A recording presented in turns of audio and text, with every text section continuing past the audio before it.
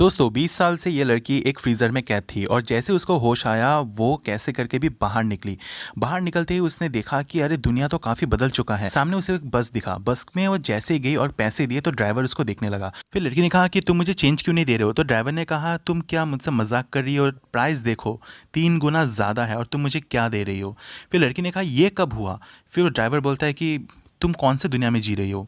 उसके बाद वो बस से नीचे उतर आती है और फिर क्या था, वो अपने पुराने घर में जा और जैसे दरवाज़ा खोलने की कोशिश करती है वो नॉब टूट जाता है, लेकिन साथ में दरवाज़ा भी खुल जाता है।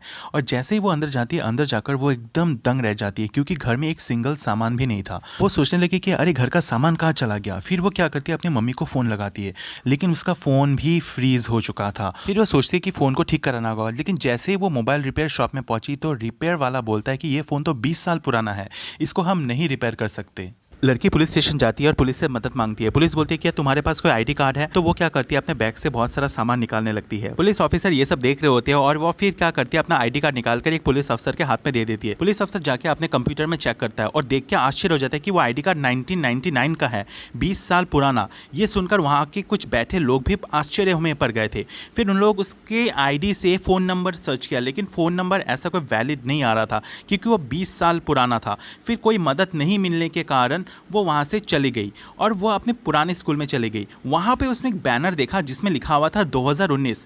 जैसे उसने देखा उसका अपने आंखों में बिलीव नहीं हो रहा था। वो उठ खड़ी हुई, वो आगे गई और देखा कि ये कैसे हो सकता है, 1999 ये 2019 कैसे हो सकता है, 20 साल बाद का बैनर क्यों दिखा रहा है। फिर वो अपना आसपास देखने लगी तो लोग अपने हाथ में बहुत अजीबो तरीके के गैजेट और कोई अजीब तरह का स्कूटर चला रहा है और फिर वो वही बैठ गई। पुलिस वालों की मदद से कैसे करके भी उसका वॉइस मैसेज आखिर उसके मम्मी तक पहुंच ही गया था और जब उसके मम्मी ने वो रिसीव किया तो कुछ ये सुनाई दिया।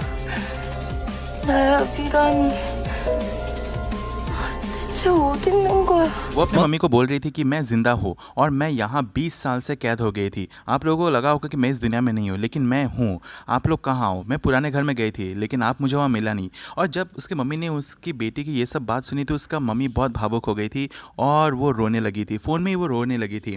वो कैसे करके अपनी बेटी को रिप्लाई क्या करती, वो बस रो ही रही थी क्योंकि उसने अपनी बेटी का आवाज़ 20 साल बाद सुना था। और वो सारे परिवार पुलिस स्टेशन गए। पुलिस स्टेशन में पूछताछ कर लड़की जब गार्डन में रो रही थी तो अचानक उसका छोटा भाई सामने आ जाता है और छोटा भाई अपने दीदी को देखकर बहुत ही भावुक हो जाता है। वो उसे पहचान लेता है और दोनों गले लगते हैं। फिर क्या था, लड़का कहता है कि दीदी क्या तुमको याद है बचपन में तुम मुझे पीठ पे बैठाया करते थे, आज तुम मेरी पीठ पे बैठ जाओ क्योंकि मैं तुमसे बड़ा हो गया हूँ। दोनों भाई बहन इतना खुश थे कि अपनी दीदी को पाकर वह बहुत खुश हो गया था। अपनी दीदी को अपने पीठ पे बैठाया और बचपन की यादें ताज़े किया। फिर छोटा भाई अपने दीदी को लेकर उसका घर आता है। दीदी एक नया घर देखकर बहुत ही आश्चर्य होता है और कहता है कि ये किसका घर है। फिर भाई कहता है कि ये हमारा ही घर है, आप आओ तो अंदर।